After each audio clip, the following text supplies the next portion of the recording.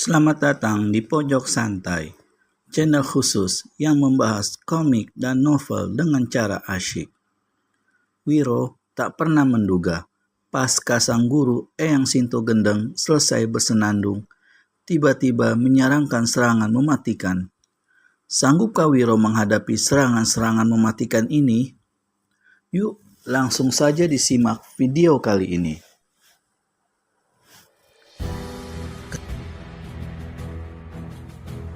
Ketika Wiro memandang ke muka, dilihatnya gurunya berdiri memegang sebentuk kapak yang aneh sekali. Belum lagi dia sempat meneliti lebih lama benda itu, Eyang Sinto Gendeng ajukan pertanyaan. "Kau lihat senjata di tanganku ini, Wiro? Kau lihat?" Sang murid mengangguk dan matanya tetap lekat ke kapak aneh di tangan gurunya. "Kali ini kau tak akan sanggup lagi berkelit dari seranganku, Wiro." "Eyang Sinto, apakah kau sudah gila hendak membunuh murid sendiri?" Perempuan itu tertawa mengikip. "Aku memang sudah gila, Wiro. Kalau tidak, percuma namaku Sinto Gendeng. Bodoh kau yang tidak tahu artinya gendeng." Wiro memandang dengan waspada. Matanya kembali meneliti kapak aneh di tangan gurunya. Kapak itu bermata dua dan besarnya hampir sebesar batu bata. Gagangnya putih bersih, mungkin terbuat dari gading menurut taksiran Wiro. Pada batang kapak yang besar hampir sebesar lengan itu, kelihatan 6 buah lubang-lubang kecil. Ujung terbawa dari gagang kapak ini merupakan kepala seekor naga yang mulutnya membuka. "Wiro," kata Eyang Sinto, "aku akan pergunakan kapak ini 3 jurus berturut-turut untuk menyerangmu. Bila kau sanggup melayaninya, kau akan selamat. Kalau tidak, maka bersiaplah untuk mati konyol."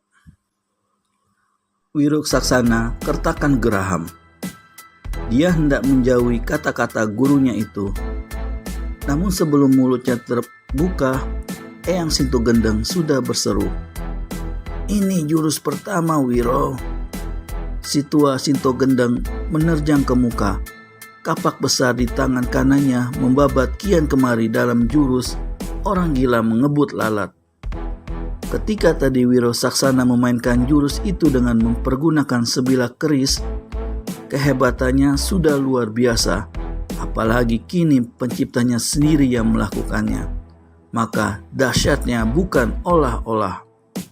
Kapak besar itu berkelebat kian kemari hampir tidak kelihatan karena cepatnya.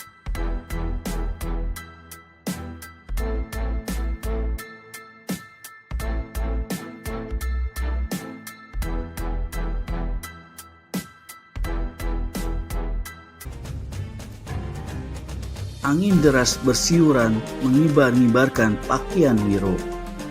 Angin deras ini bukan sembarang angin, karena bila menyambar kulit, maka kulit itu perih bukan main, seperti lecet. Dan dari mulut kepala naga pada ujung kapak senantiasa keluar suara mendengung, macam tawon. Dalam sekejap saja, Wiro Saksana segera terbungkus sambaran-sambaran kapak bermata dua itu. Mata dan kulit tubuhnya perih terkena angin tajam yang menderu-deru. Telinganya pengang oleh suara yang mengaung yang keluar dari mulut kepala naga-nagaan pada gagang kapak. "Kiat!" Wiro membentak dahsyat. Tubuhnya berkelebat dan lenyap detik itu juga. Tangan dan kakinya sambar menyambar kian kemari, membuat gerakan menghindar dan menyerang bagian-bagian yang lowong dari gurunya.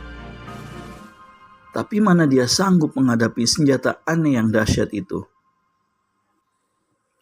Apalagi senjata tersebut berada dalam tangan Sinto Gendeng dan mempergunakan jurus orang gila mengebut lalat yang sudah mencapai tingkat kesempurnaannya. Dalam sekejap saja, pemuda itu terdesak hebat. Lengan atau ayal sedikit saja pastilah pinggang atau perut atau dada atau tenggorokannya akan kena disambar mata kapak. Hanya dengan mengandalkan ilmu meringankan tubuh yang sangat tinggi yang dimilikinya, maka Wiro Saksana dapat menghindari sambaran-sambaran dan bacokan-bacokan kapak bermata dua itu. Berkali-kali Wiro melepaskan pukulan-pukulan tenaga dalam yang dahsyat.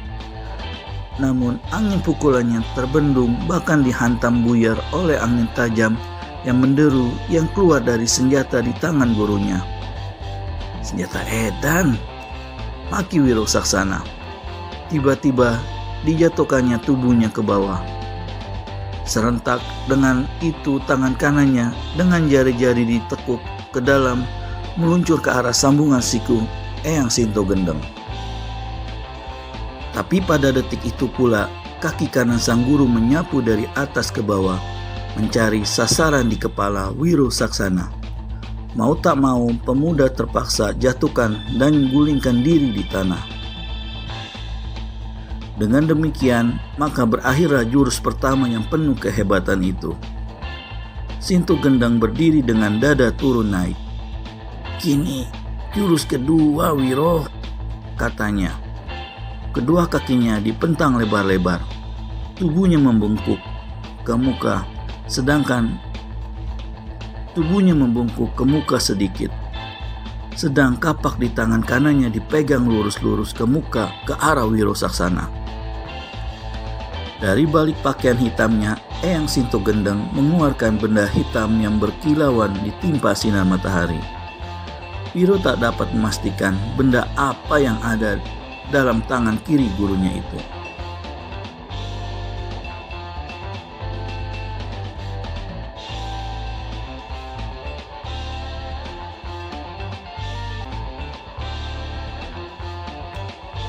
Mungkin sebentuk besi, mungkin juga sebuah batu. Tiba-tiba tangan kiri Sinto Gendeng memukulkan benda di tangan kirinya ke kepala kapak. Bunga api memijar, dan sedetik kemudian lidah api yang dahsyat menyambar ke arah Wiro Saksana. Terkejutnya pemuda itu bukan alang kepalang. Dia membentak dan lompat ke udara. Lidah api lewat di bawahnya. Kedua kakinya terasa perih panas, dan bila dia melirik ke belakang, maka dilihatnya bagaimana semak belukar serta pepohonan terbakar berkobar oleh sambaran lidah api tadi. Masih belum turun ke tanah lagi, maka Sinto Gendeng telah menyerang pemuda itu untuk kedua kalinya. Lidah api menyambar lagi. Wiro bergulingan di tanah, menghindarkan dengan sebat. Tanah yang tersambar lidah api kapak sati itu menjadi hitam, hangus. Wiro leletkan lidahnya. Masih belum sempat dia mengatur napas, tangan kiri dan tangan kanan Sinto Gendeng bergerak lagi berkali-kali. Lidah-lidah api yang hampir setengah lusin banyaknya menyambar tubuhnya dari 6 jurusan. Wiro memekik dahsyat, meraung dan membentak. Kedua tangannya diangkat tinggi-tinggi ke atas. Tubuhnya melompat kian kemari, mulutnya komat kamit. Aji angin es yang ditebarkannya hanya bisa menahan gelombang lidah api yang menyambar, tapi sama sekali tidak dapat melenyapkan hawa panas lidah-lidah api itu. Wiro Saksana kelagapan, tapi masih belum hilang akal. Bentakan setinggi langit melengking ke udara. Tubuh Wiro Saksana lenyap keluar dari sambaran-sambaran lidah-lidah api untuk sesaat kemudian berguling di tanah dengan sangat cepatnya menuju ke tempat Eyang Sinto Gendeng berdiri. Sambil bergulingan ini, Wiro lepaskan 2 pukulan tangan kosong yang hebat. Satu kunyuk melempar buah, yang satu lagi sinar matahari. Mau tak mau Sinto Gendeng hindarkan diri juga ke samping. Maka putuslah jurus kedua itu.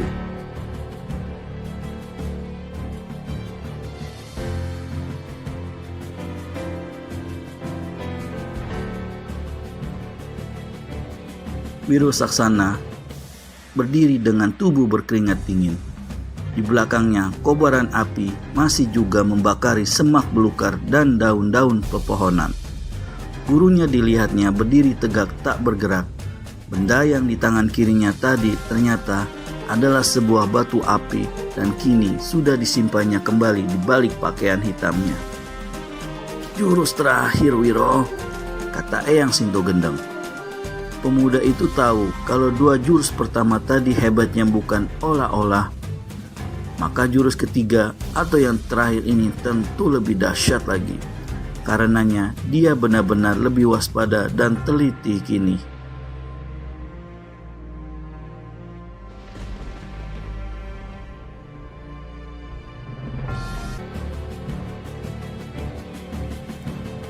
Sepasang matanya yang hitam pekat itu menyorot tajam-tajam ke depan. Sinto Gendeng memegang kapak itu dengan terbalik. Mulut naga-nagaan yang terbuka didekatkannya ke mulutnya, sedang jari-jari tangannya menutup 6 lubang di batang kapak. Ketika Wiro Saksana tidak mengerti apa yang bakal diperbuat gurunya, maka terdengarlah suara tiupan seruling. Ternyata kapak itulah yang mengeluarkan suara seruling tersebut dan ditiup oleh Sinto Gendeng. Gemas seruling itu mula-mula perlahan, halus dan lembut memukau Wiro Saksana. Kemudian tiupan seruling mengeras dan pembuluh-pembuluh darah di tubuhnya Wiro seperti ditusuk-tusuk. Darahnya mengalir tidak karuan, menyendat-nyendat. Matanya mengabur, kepalanya berat dan pusing. Maklum bahwa tiupan seruling itu bukan tiupan biasa. Cepat-cepat Wiro mengepos tenaga dalam, mengatur jalan nafas dan darahnya. Tapi kasip, suara seruling semakin kencang, melengking dan menusuk-nusuk gendang-gendang telinga. Wiro kerahkan lagi tenaga dalamnya. Mulut Cakomat Kamit, kedua tangannya menghantam ke arah Sinto Gendeng.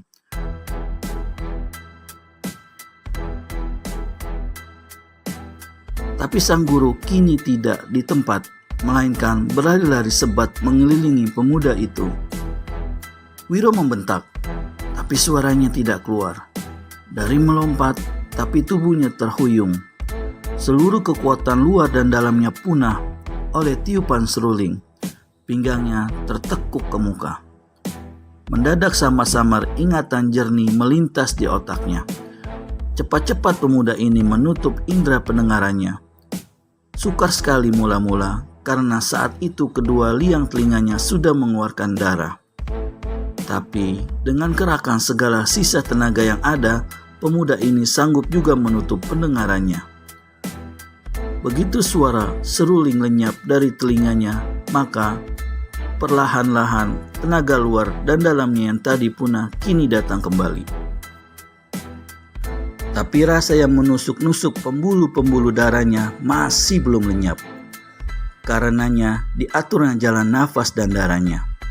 Pengaruh tiupan seruling sakti itu berhasil dilawannya sedikit demi sedikit. Dan ketika dirasakannya sudah punya kekuatan untuk balas menyerang, pemuda ini pura-pura jatuhkan diri ke tanah, pura-pura pingsan. Namun begitu tangan kanannya menyentuh tanah, segera diraupnya pasir tanah dan dilemparkannya ke arah Sinto Gendeng.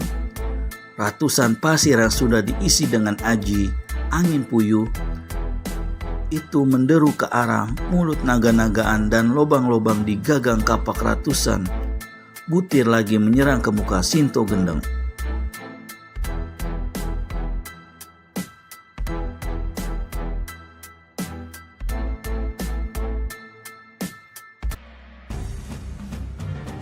Perempuan tua renta itu melepaskan mulutnya dari mulut kepala naga dan cepat-cepat menghembuskan ke muka. Pasir-pasir yang menghambur menyerangnya rontok kembali ke tanah. Bersamaan dengan itu, Sinto Gendeng memasukkan kapak saktinya ke balik pakaiannya. Berarti jurus ketiga yang mendebarkan itu berakhir sudah. Wiro berdiri tersengal-sengal bersandar. Matanya tetap menyorot lekat-lekat dan memperhatikan gerak-gerik gurunya. Meski tadi Eyang Sinto Gendeng mengatakan hanya akan menyerangnya sebanyak 3 jurus, tapi bukan mustahil nenek-nenek itu akan menyerangnya kembali. Tapi dilihatnya Eyang Sinto Gendeng cuma memandang saja kepadanya. Wiro garuk-garuk kepala yang tidak gatal. Sekian belas tahun lamanya dia menuntut ilmu kesaktian dan ilmu silat baru. Baru hari ini diketahuinya bahwa Eyang Sinto Gendeng memiliki sebuah senjata berbentuk kapak yang demikian anehnya, tapi juga demikian hebatnya. Selama sekian tahun, baru hari itu pula gurunya menggempur dia dengan serangan-serangan yang benar-benar mematikan. Serangan-serangan yang dilancarkan tidak dengan tertawa-tawa sebagaimana biasanya. Dihubungkannya pula dengan nyanyian yang dibawakan gurunya tadi. Benar-benar banyak keanehan yang dilihat Wiro Saksana ini. Tiba-tiba dilihatnya nenek-nenek sakti itu berkelebat. Wiro segera siapkan diri. Terdengar suara tertawa yang meringkik-ringkik macam kuda. Gila betul, maki Wiro. Dia cepat-cepat lompat ke samping karena Eyang Sinto Gendeng berkelebat ke arahnya. Wiro benar-benar dibuat pusing dengan kelakuan gurunya yang ajaib. Kejutan apa lagi yang kiranya akan diterima Wiro? Temukan jawabannya di video selanjutnya, hanya di channel Pojok Santai. Segera subscribe dan tekan tombol lonceng untuk mendapat notifikasi video terbaru dari kami. Terima kasih dan sampai bertemu kembali.